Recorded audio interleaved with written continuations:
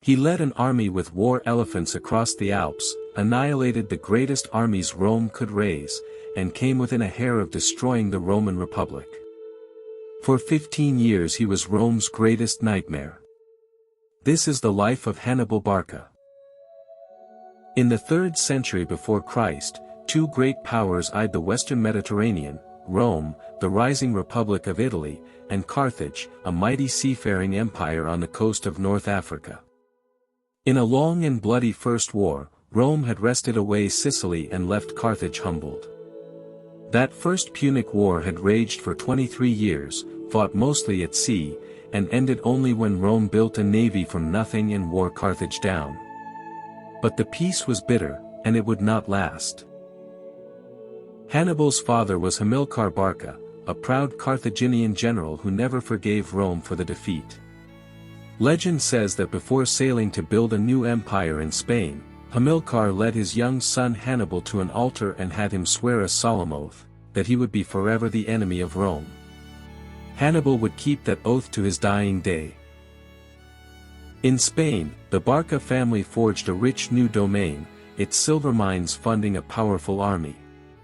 Hannibal grew up in that army camp, learning war from the ground up. He shared every hardship with his soldiers, and they came to love him. Well educated and fluent in several languages, he was fearless, brilliant, and tireless, and above all he burned with his father's undying hatred of Rome. When his father and then his brother-in-law died, the army acclaimed Hannibal its general. He was just 26. In him, the soldiers saw the old fire of Hamilcar reborn. He asked nothing of them that he would not endure himself, often sleeping on the bare ground among the sentries, wrapped in a common soldier's cloak. They would follow him anywhere. Now he turned his gaze toward the great enemy across the sea. Hannibal laid siege to Saguntum, a Spanish city allied to Rome, and after 8 brutal months, he took it. Furious, Rome sent envoys to Carthage demanding Hannibal be handed over. Carthage refused. And so began the Second Punic War, the greatest struggle of the ancient world.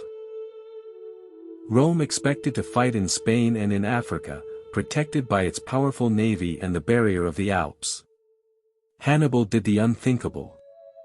He would not wait to be attacked. He would march overland, thousands of miles, and carry the war into the heart of Italy itself. He would strike where Rome felt safest, and turn its own homeland into the battlefield. Hannibal set out with a huge army and 37 war elephants. He crossed the Pyrenees, fought his way through the fierce tribes of Gaul, and outmaneuvered a Roman army sent to stop him. At the great river Rhone, he ferried his terrified elephants across on enormous rafts.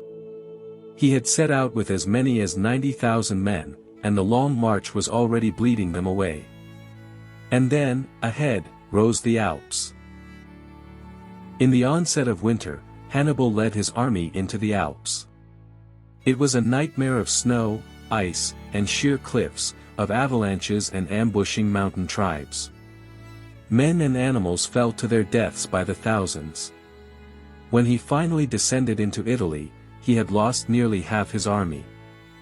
Legend even claims that where a rockfall blocked the path, his engineers split the boulders by heating them with fire and dousing them with vinegar.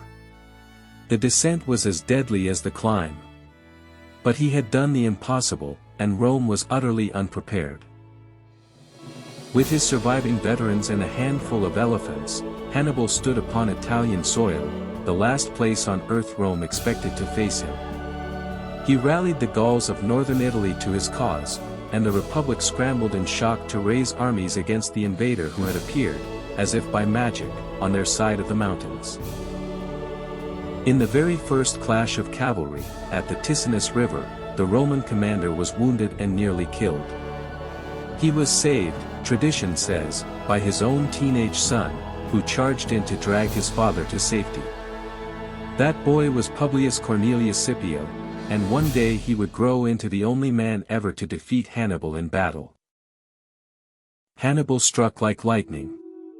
At the Trebia River, he lured the Romans across the freezing water and shattered them with a hidden ambush. The next year, in the mists along Lake Trasimene, he trapped an entire Roman army against the shore and destroyed it in a single morning. 15,000 Romans died, their consul among them. Time and again Hannibal won by hiding a force to strike the Roman rear at the decisive moment, a trick the Romans never seemed to learn. Italy was gripped by terror. In its fear, Rome turned to a dictator, Fabius Maximus. He saw that Hannibal could not be beaten in open battle, so he refused to give him one. Instead he shadowed the Carthaginians, harassing them, cutting off supplies, and always slipping away. The Romans mocked him as the delayer. But his patient strategy was slowly bleeding Hannibal dry. Rome grew impatient with delay. It wanted Hannibal destroyed. So it raised the largest army in its entire history, perhaps 80,000 men, and sent it south to crush the invader once and for all, near a town in the plains called Cannae.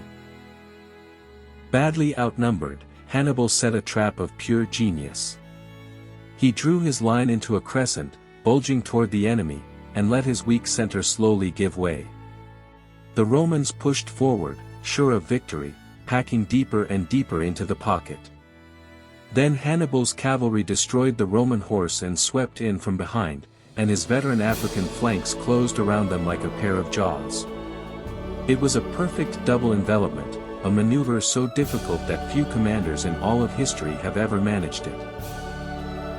The greatest army Rome had ever fielded was completely surrounded, crushed together so tightly that many could not even raise their weapons. What followed was not a battle but a massacre. In a single afternoon, perhaps 50,000 Romans or more were killed. It remains one of the bloodiest days in the history of warfare, and Hannibal's masterpiece. Cannae stunned the world. Great cities like Capua abandoned Rome and joined Hannibal. Yet he did not march on the city of Rome itself, lacking the equipment for a long siege. His cavalry commander is said to have cried out in frustration, "You know how to win a victory, Hannibal, but not how to use one." It may have been his one great mistake. Great cities of the south, above all wealthy Capua, threw open their gates to him, and his weary army wintered there in unaccustomed luxury. Some later claimed the comforts of Capua did what no Roman army could, softening his hardened veterans. Whatever the truth, with every passing year, cut off far from home, his irreplaceable army grew a little weaker. By every measure of the ancient world, Rome should have surrendered. It had lost the flower of its manhood and its Italian allies were wavering. Instead, Rome did something extraordinary. It refused even to discuss peace. It refused even to ransom its own captured soldiers, armed slaves and boys to fill the shattered ranks, and settled in to grind the invader down, however long it took. It was this iron refusal to accept defeat, more than any battle, that would save Rome. So began the long agony. For years Hannibal roamed up and down Italy, never once beaten in a major battle, but never able to strike the final blow. Rome avoided him, and picked off his allies one by one. Far from home, his army dwindled, and the reinforcements he begged for from Carthage never truly came. Once, hoping to draw the Romans away from a siege, Hannibal marched his army right up to the walls of Rome itself and made camp within sight of the city. Rome trembled, but held its nerve, and Hannibal had no means to storm such mighty defenses. For generations afterward, Roman parents would still their frightened children with the whispered warning, "Hannibal is at the gates." Slowly, painfully, Rome learned. It raised up bolder commanders, like Marcellus, called the Sword of Rome, men who dared to stand against Hannibal in the field and refused to be terrorized. They could rarely beat him outright, but they hounded him without end, retook his allied cities one by one, and tightened the noose around him year after year. At last his brother Hasdrubal marched a fresh army over the Alps to join him. It was Hannibal's great hope. But the Romans intercepted and destroyed Hasdrubal's army at the Metaurus river before the brothers could unite. They cut off Hasdrubal's head and hurled it into Hannibal's camp. Gazing upon it, Hannibal is said to have seen the doom of Carthage. Meanwhile, a brilliant young Roman rose to challenge him, Scipio. He had survived the slaughter at Cannae as a boy, and he had studied Hannibal's every move.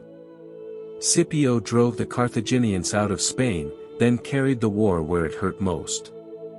In a daring stroke he stormed the Carthaginian capital of Spain, New Carthage, in a single day, seizing Hannibal's base of power.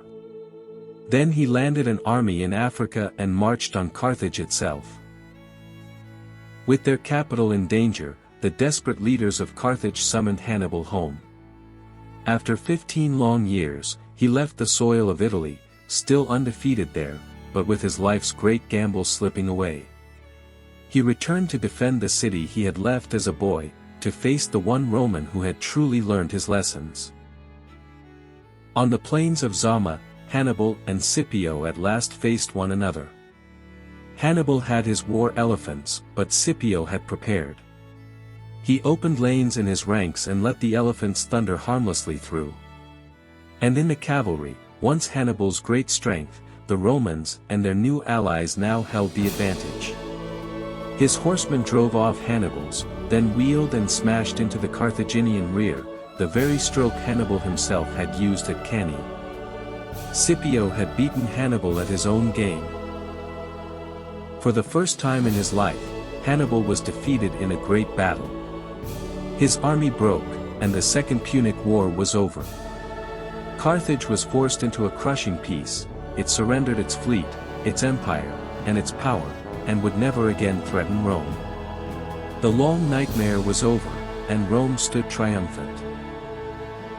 Even in defeat, Hannibal was not finished. As the leader of Carthage, he rooted out the corruption of its ruling class and revived its shattered finances so effectively that the city began to recover. But his success only frightened Rome, which could not rest while its old enemy still lived, and demanded that Carthage surrender him. Rather than be handed over, Hannibal fled into exile in the east.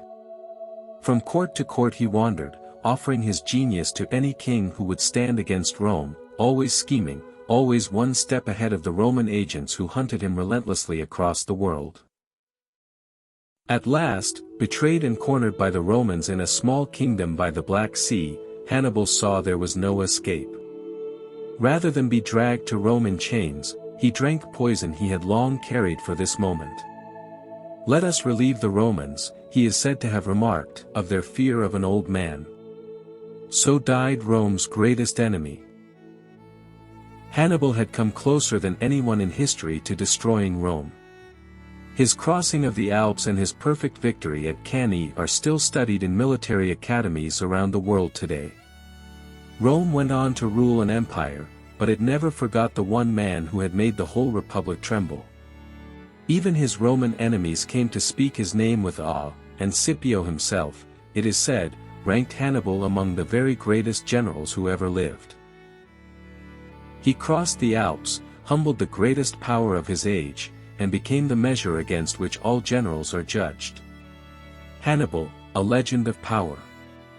Follow for more of history's greatest leaders.